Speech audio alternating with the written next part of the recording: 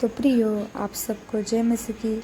आज हम देखेंगे कि यीशु जी उठने के बाद क्या हुआ और कैसे यीशु मसीह स्वर्ग में उठा ले गए।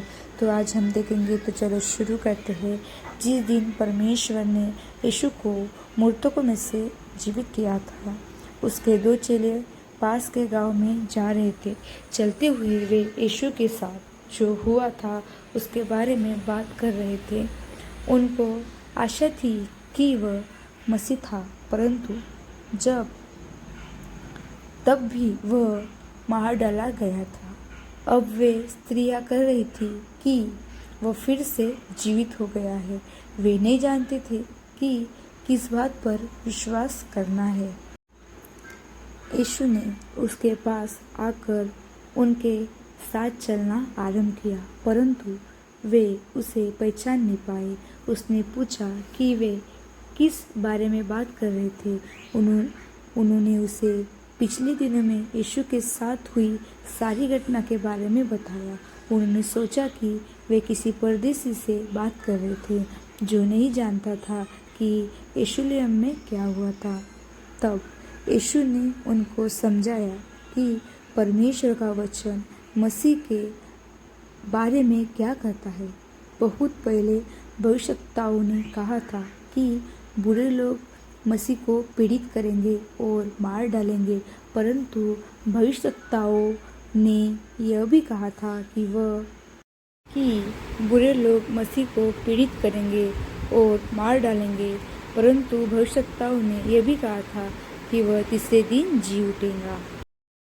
जब वे उस नगर में पहुँचे जहाँ वे 2 जन ठहराने चाहते थे, तब तक लगभग शाम हो गई थी। उन्होंने यीशु को उनके साथ ठहरने के लिए आमंत्रित किया। अंततः वह उसके साथ एक घर में गया। वे अपने शाम के भोजन को खाने के लिए बैठ गया। यीशु ने एक रोटी को लेकर उसके लिए परमेश्वर का धन्यवाद दिया और फिर उसे तोड़ा। अचानक से उन्होंने जान लिया कि वह यीशु था, परंतु उसी समय वो उनकी आंखों से ओझल हो गया। उन 2 जनों ने एक दूसरे से कहा, वह यीशु था। इसलिए जब उसने हमें परमेश्वर के वचन को समझाया था तो हम बहुत उत्साहित थे। तुरंत ही वे निकलकर वापस यरूशलेम को गए।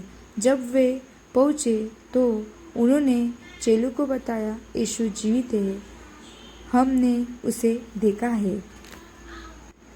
जब चेले बात कर रहे थे, यीशु अचानक से उस कमरे में उसके साथ प्रकट हुआ। उसने कहा, तुम्हें शांति मिली। चेलों ने सोचा कि वो कोई भूत था, परंतु यीशु ने कहा, तुम क्यों डरते हो? तुम यह क्यों नहीं सोचते हो कि यह सचमुच में मैं यीशु हूँ? मेरे हाथों और पैरों को देखो। भूतों के पास ऐसा शरीर नहीं होता है जैसा मेरे पास है। ये दिखाने के लिए कि वह कोई भूत नहीं था, उसने खाने के लिए कुछ मांगा। उन्होंने उसे मछली का एक टुकड़ा दिया और उसने उसे खा लिया। यीशु ने कहा, मेरे बारे में परमेश्वर का वचन जो कुछ भी कहता है वह घटित होगा। मैंने तुमको बता दिया था कि इसका होना अवश्य है। तब यीशु ने उसको परमेश्वर का वचन अच्छे से समझाया। उसने कहा, बहुत पहले भविष्यवक्ताओं ने लिखा था कि मुझे मसीह को दुख उठाना होगा, मरना होगा और फिर तीसरे दिन मृतकों में से जी उठना होगा।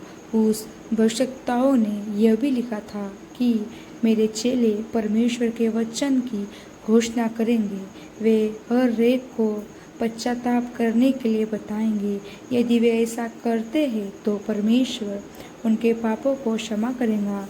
मेरे चेले इस संदेश का प्रचार करना यरूशलेम से आरंभ करेंगे।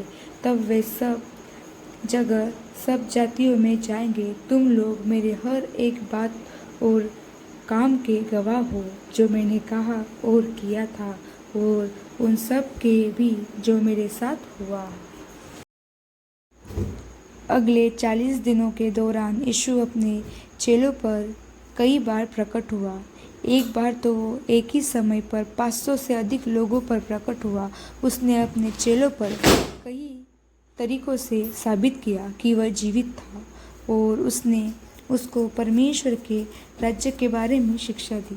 यीशु ने अपने चेलों से कहा, परमेश्वर ने मुझे स्वर्ग और पृथ्वी की हर एक जन पर शासन करने का अधिकार दिया है।